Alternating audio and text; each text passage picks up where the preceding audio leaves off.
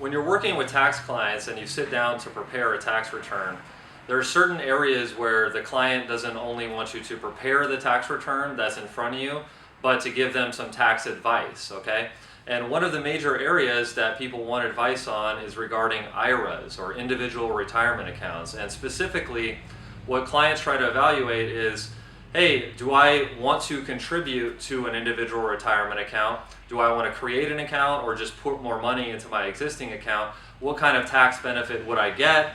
They may have some other tax questions regarding IRAs, and so this is something where you not only know how to need to know how to prepare the tax return, but how to give some advice. So right now I want to talk about a few tips regarding individual retirement accounts.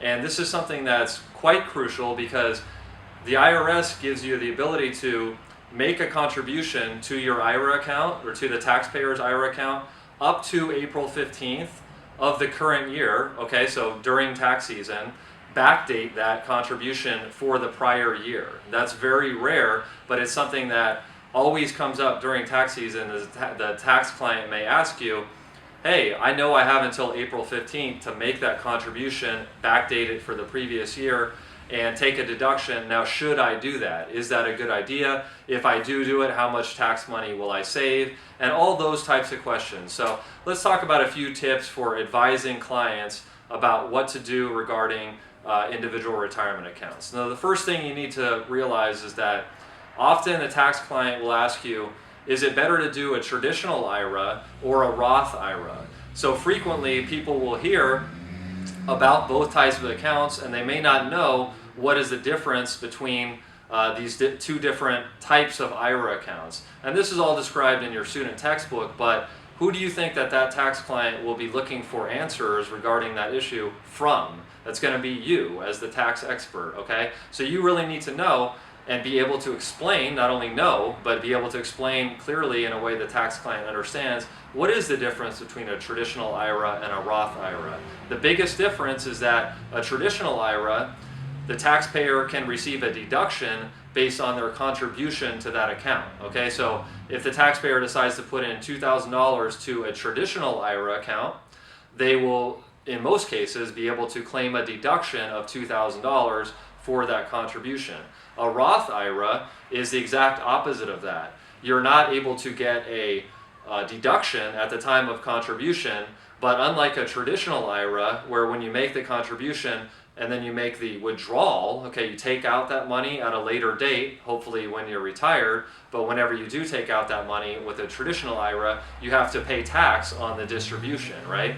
So if you had contributed to that traditional IRA and your stocks or whatever your investments were in that account went up, you would have to pay tax on the amount that you contributed, but also the earnings from that account. So if it's over a course of 20 years, they may have earned a pretty good return on that account and have some taxable income regarding that. A Roth IRA, you don't get the deduction when you put in the contribution, but you don't have to pay income tax when you take out the distribution.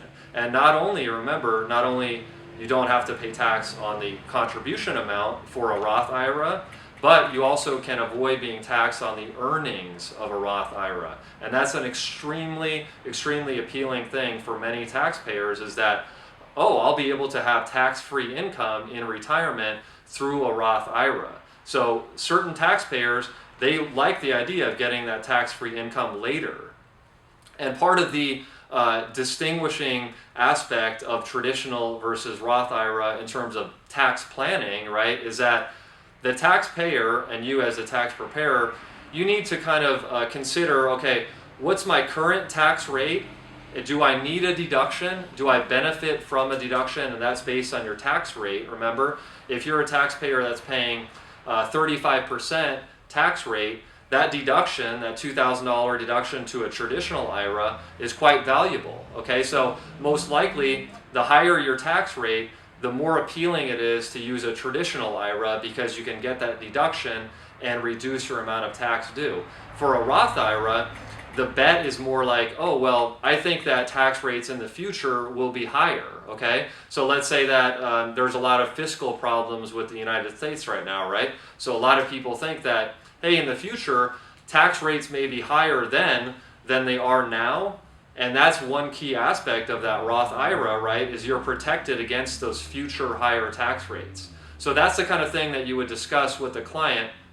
You would say, well, hey, your tax rate is X amount in the current year, or X rates in the current year, so that will be the benefit that you would get from a traditional IRA. However, you have to consider, if you're interested in a Roth IRA, there can be some significant benefit if you're the kind of person that you think that tax rates will be raised significantly. Therefore, at the time of the withdrawal of that money, that Roth IRA, that tax-free money, including not only the contribution, but the earnings from that account, can be very significant, the tax savings, because if you're taking out a traditional IRA and they've raised the tax rates to 50%, you have to pay tax on all of that money in retirement when you take it out. Whereas a Roth IRA, you have the ability to avoid that 50% tax rate and take out the money. So the client and also the tax preparer are trying to make those kind of judgments about, hey, do I think my tax rate's going to be higher than it currently is when I'm retired? In that case, it may be better to choose to use a Roth IRA because you'll avoid that higher tax rate. One last thing I want to mention about a Roth IRA is that for younger clients, so say someone's in their 20s or in their early 30s, the power of that Roth IRA is very strong, because over time, if you're in your 20s, let's say you're 25 years old and you're going to retire when you're 65, and you keep contributing every year to that Roth IRA, you have a longer time period for that investment to possibly grow. And of course, you don't want to guarantee clients anything regarding investments. You don't want to say, oh, this is going to go up this amount or this amount per year. That's for a financial advisor to talk about those kind of things. But for you as a tax preparer, for a younger person, if you're putting in $2,000 every year into that Roth IRA, and you have that long time horizon, right? That money, if it's invested correctly, can grow very significantly. Okay, it can become, a $100,000 Roth IRA account when the person's 65. So that is $100,000 that they'll be able to withdraw without paying any tax on it. So that's something that you want to keep in mind. If you're talking to a younger person, the Roth IRA is usually a more powerful option, whereas someone who's closer to retirement, who's closer to withdrawing that amount, the traditional IRA or taking the deduction right now for that contribution may be a better decision. And that's not true in every case, but that's one little trick of the trade that I want to just alert you to.